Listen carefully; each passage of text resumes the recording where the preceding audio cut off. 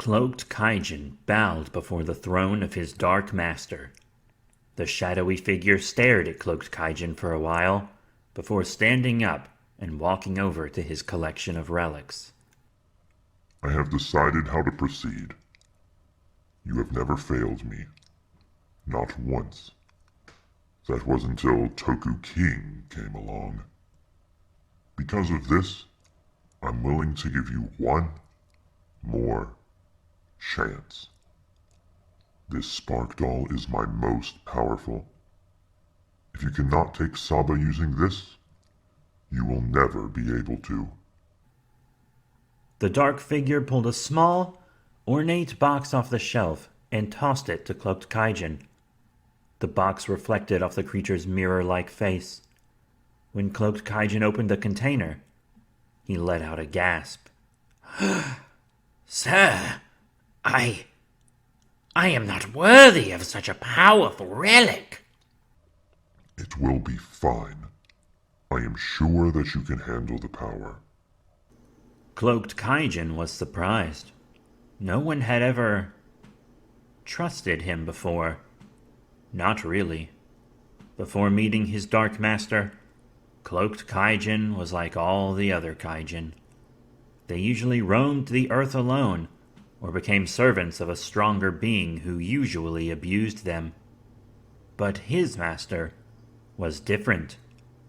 Cloaked Kaijin's master was fair. He only punished Cloaked Kaijin if he truly felt that it was deserved. The reflective being wanted to please his master more than anything. He had to. Meanwhile, in the World Forest, Dan Kujo and Saba were looking over the spark dolls that they took off Cloaked Kaijin. All right, time to give it a go. Toku change! Dan Kujo spun the Toku changer attached to his wrist in order to transform into the legendary hero Toku King. He picked up the spark dolls and got to work.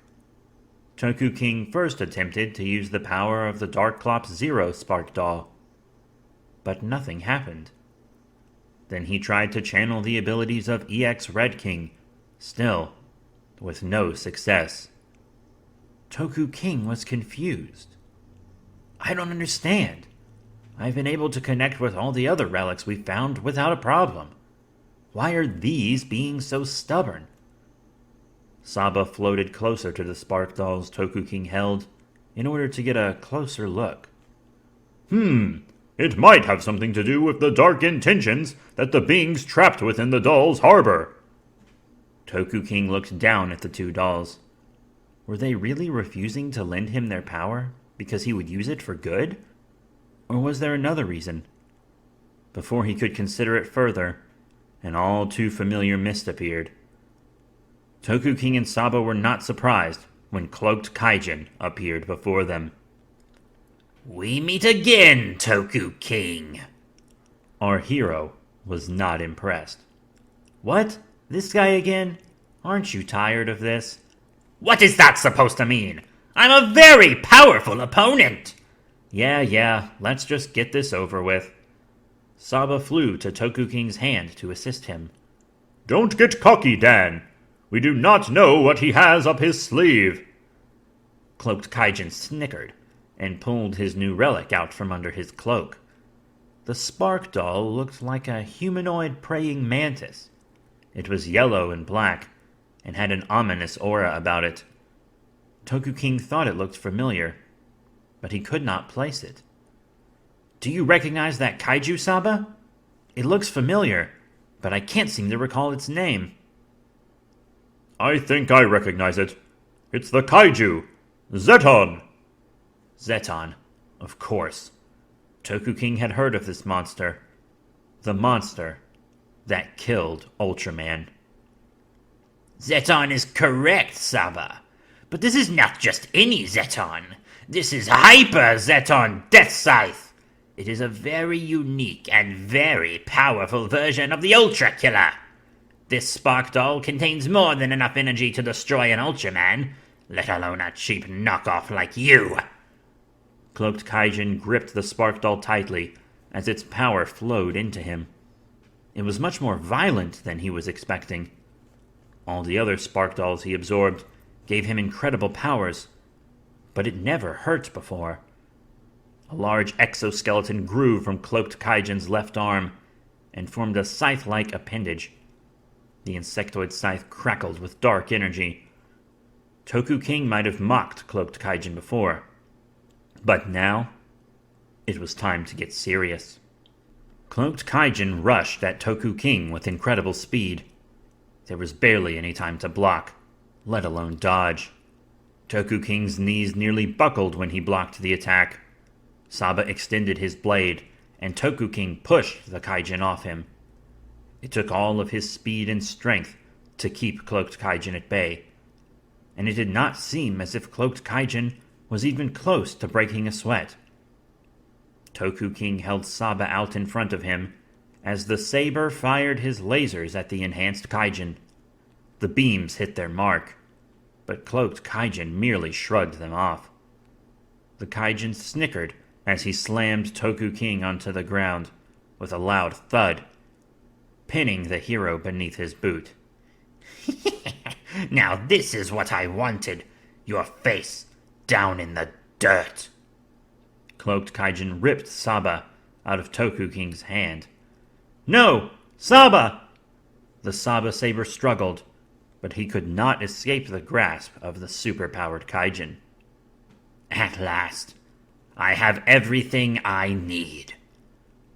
Cloaked Kaijin kicked our hero into a tree, reducing it to splinters. Give him back! Give him back! This is perfect. You're making demands of me? You have nothing left to offer me. Goodbye, Toku King. As Cloaked Kaijin turned to leave, he was struck on the back of the head by a small rock. Cloaked Kaijin turned to see Toku King slowly rising to his feet. Really? Is this what it's come to? You know none of your weapons can hurt me, so you have reduced yourself to chucking rocks? Not quite. I just needed to get your attention. You're going to give me Saba. Willingly. Oh? And why would I do that? Because if you do, I'll give you your spark dolls back. No, Dan! You can't! This intrigued Cloaked Kaijin. If he returned with the missing spark dolls in hand, it would surely impress his master even more. Fine. If you want your sword back, I will let him go as soon as you throw me the spark dolls. Toku King summoned the dolls and tossed them into the air. Cloaked Kaijin had to release Saba in order to catch the dolls before they hit the ground. Saba flew back to Toku King and scolded him. Why did you do that, Dan? I could have refused to use my power to aid him. You should not have given him his powers back. Toku King said nothing. He simply watched as Cloaked Kaijin looked over his spark dolls. I do not think I have ever met a bigger fool in my life. If I could take Saba using Hyper Zeton Death Scythe alone, what do you think I will be able to do when I add Darklops Zero and EX Red King to my power? Cloaked Kaijin gripped the two dolls tightly as their power rushed into him. As soon as the dolls were absorbed, he would take Saba right back and make sure that Toku King would never make trouble for his master again. I can feel it! Such incredible power! But wait, something is wrong! Ah! Purple energy shot out of Cloaked Kaijin's body, ripping his clothes and his flesh. His reflective body could not handle the power of all three spark dolls at once. The effects from the Zeton doll disappeared as Cloaked Kaijin fell to his knees, dropping his trio of spark dolls. Toku King and Saba now looked down at their powerless foe. What are you waiting for, Dan? He's out of energy. Destroy him now before he escapes. No. No? You have to! If he is given the chance to escape, he will just return with yet another, even more powerful Spark Doll, just like he always does. No, he won't. Look at him, Saba. He's done. That rush of energy wrecked his body. I doubt that he will ever be able to use a Spark Doll again. He's no threat to us. I'm willing to destroy any Kaijin to protect myself or others, but I will not kill one that is completely defenseless. I'm not a murderer. Saba felt ashamed. There was once a time when he would never even have considered attacking a defenseless foe. Had this world of monsters and Kaijin really changed him that much? You never fail to impress me, Dan. Cloaked Kaijin tried to stand, but to no avail. He didn't care about his wounds or his power. He only cared about what his master would think. Please. Please don't kill me. I'm not going to kill you, but if you ever try to hurt us again... Please, Master. I can do better. I will not fail you next time. Wait. Who are you talking to? Before Toku King could get an answer, purple energy engulfed Cloaked Kaijin, sending him into spasms of pain. Ah! Toku King took a defensive stance, but before he knew what was happening, Cloaked Kaijin had disappeared, leaving only his torn and bloody cloak behind. Toku King was created by Paul Kelly Jr., starring Paul Kelly Jr., Samson West, and Jesse Booth. Edited by Paul Kelly Jr. Written by Paul Kelly Jr. Executive producer Chris Winter. Music by Letterbox.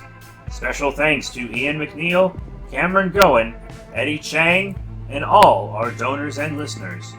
Please follow the links in the podcast description to donate and support the show.